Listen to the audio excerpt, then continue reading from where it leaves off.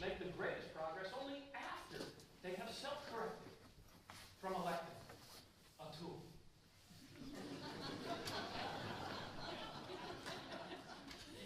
Oh, progress is born of adversity. Just a few days ago, I hope you saw it, there was a great article in the New York Times. It was by Justin Gillis, in fact, on January 2nd. Now, a warning, this article contains more than 140 characters. It's really good. In fact, it's worth reading. And so, in an act of American resistance, I'm going to read it to you. Quote, with Donald J. Trump about to take control of the White House, it would seem a dark time for the renewable energy industry. After all, Mr. Trump has mocked the science of global warming as a Chinese hoax, threatened to kill a global deal on climate change, and promised to restore the coal industry to its former glory. The article continues. So consider what happened in the middle of December, after investors had had a month to absorb the implications of Mr. Trump's victory. The federal government opened bidding on a tract of ocean floor off New York State as a potential site for a huge wind farm. Up, and away soared the offers. Interest from the bidders was so fevered that the auction went through 33 rounds and spilled over to a second day.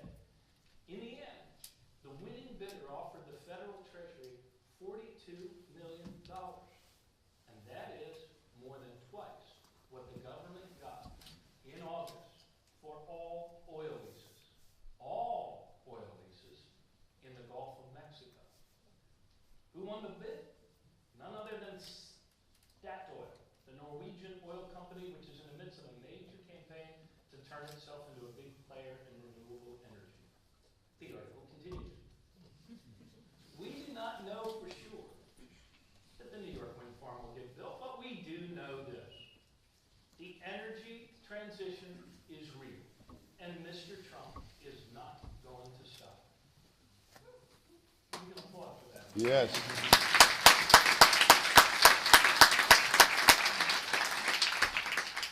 Pass your applause on to Justin Gillis.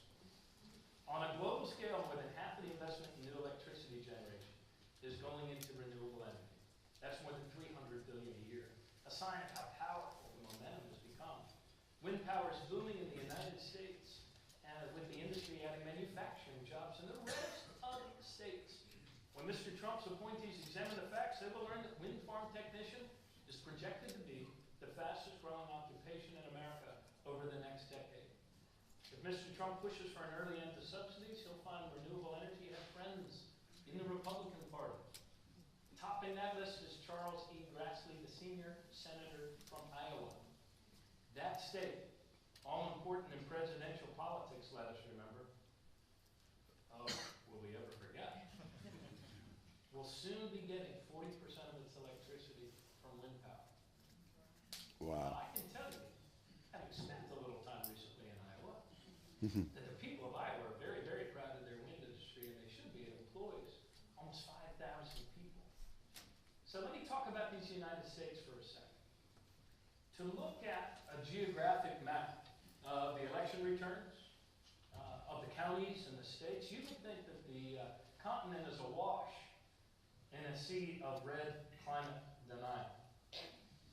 But when the map is adjusted in this cartogram to reflect where the population of the United States resides, you see how and where Mr. Trump lost the popular vote. That map that looks, we'll use your imagination. We'll have a contest afterwards and see what you saw on the map. It was in all of those metropolitan bubbles of blue. See down here at the end, it's Miami. You see Seattle at the up to the west, Boston in that area, and in between, deep red spaces. Deep red spaces where so many of our neighbors feel they're slipping through the cracks, that they're not recognized, that they're not seen, that they're not part of the emerging story. Urbanization and the drive for a more sustainable future have now been joined in one urgent movement of human development, And this is true not only here in the United States, this is a world phenomenon. As the prophet says, whatever is the more true comes out into the open, and whatever is better is ultimately realized. True story. When I was elected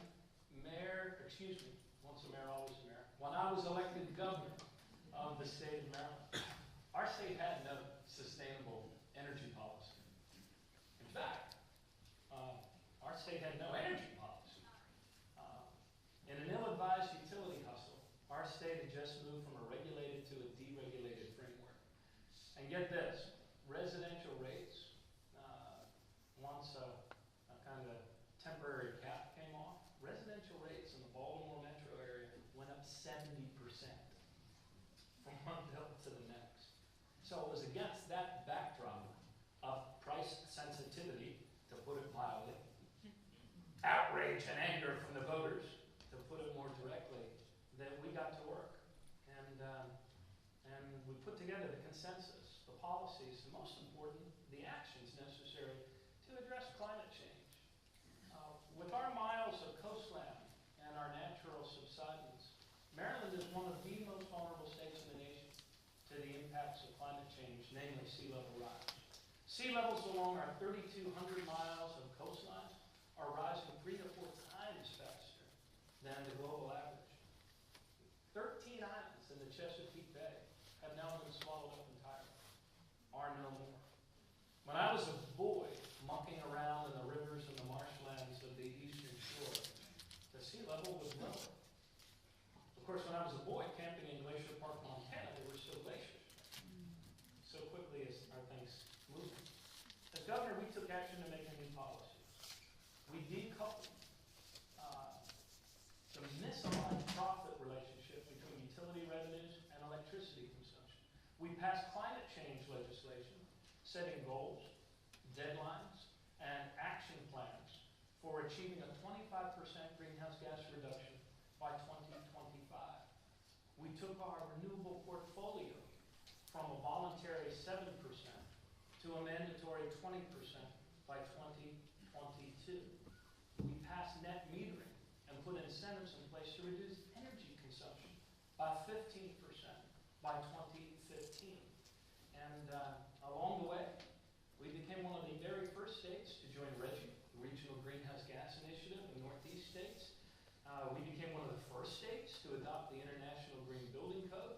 And it took us 3 tries, but eventually we also passed a bill setting up a bidding process for Atlantic offshore wind, a state that was nowhere in terms of green job creation a few years before, achieved over the course of just 8 the fastest rate of green job creation of any state in the country. Now, none of that was easy, and all of it required persistence and persuasion and consensus and understanding, and yes, work and follow through. I was elected in 2006 and then re-elected by twice the margin in 2010. And part of the reason, I believe, was the fact that so very little of this required a huge chunk out of people's energy bills. We used to have an image we would share at community meetings of the psychedelic dollar, and you could see out of any energy bill, just a small sliver was actually what it took for the renewables, for the energy, for peak reduction demand and conservation efforts. Pennies, really. Now, oftentimes offset by the demand reduction efforts. The practical point of this trip through Accomplishment Lane is this. With the exception of the deconfliction and lease work for offshore wind, all of these actions in our state were accomplished without any help from anyone in the executive branch of our federal government or even our congressional delegation.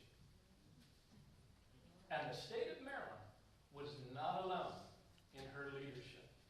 Today, 23 states have now adopted decoupling policies. Click. Chris, my clicker isn't working. Governor, I can't help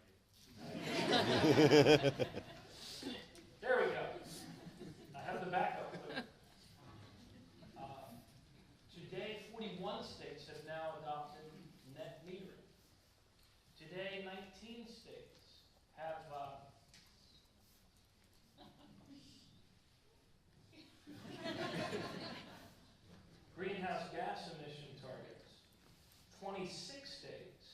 now have mandatory renewable energy portfolio standards.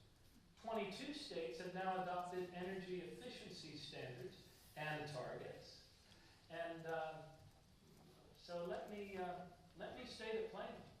This is not a matter of hoping or wishing. We need to act. And if federal efforts are sidelined for the next 4 years, then states like California, Maryland, and cities and others must lead just like we have for the last 8 years.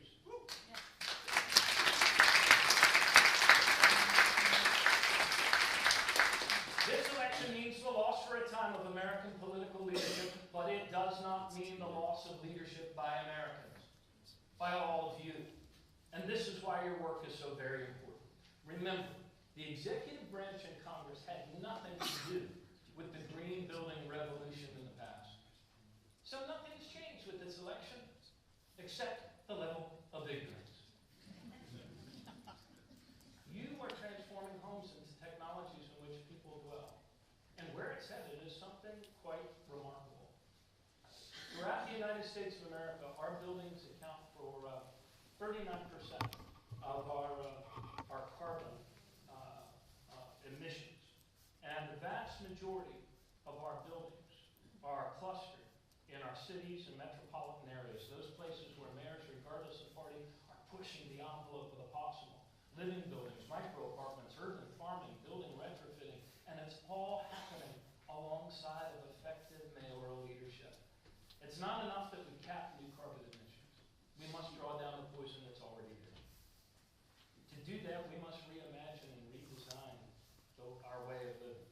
And unless we act, unless we create a better story, unless we build metaphorically and literally a better, smarter home out of the surface of this planet, the science is going to catastrophize the future. And with some reason, the data support it. The problem is this, though. Catastrophizing the future, connecting the dots and drawing straight line projections to hell, makes deniers look optimistic and turn science into the problem. But you here understand an important truth. As our problems are man and woman made, so too are their solutions. And we need to work the problem, people. Recently, Green Builder Media and Shelter Dynamics built the Ark House, a home that brings together science and economy, a home that is smart, self-sufficient and compact, a new kind of home, a home that produces and gives to the grid more renewable energy than it consumes. Yours, then, really is the new story. The story of greater health, greater well-being, greater prosperity. And it is emerging from the dead wood of growth for the sake of growth. But it will not happen by itself. We need leaders, artists, you. We need you to write it. We need you to design it. And we need you to build it. The story of justice, balance, and regeneration emerging green for the sake of our children and grandchildren from the ashes of extraction and depletion. A true story. A story worthy of the love and the heart of the great people. Conclusion. Conclusion. Fire. Imagination. The importance of place. The power of story. We human beings are problem-solving animals. There would be no freedom of the Exodus story without the slavery without Pharaoh's slavery. There would be no American Revolution without British oppression. There would be no penicillin without disease. And all transformation, all human progress requires first the letting go of something old, the tyranny of the way we've always done it, old stories that no longer serve. There is no independent salvation on this planet. And that is good news. So be not afraid and believe. We are Americans. We make our own destiny. Never doubt it. For as a great man once said, the day will come when after harnessing the ether, the winds, the tides, and gravity, we shall harness for God the energies of love. And on that day, for the second time in history, human being.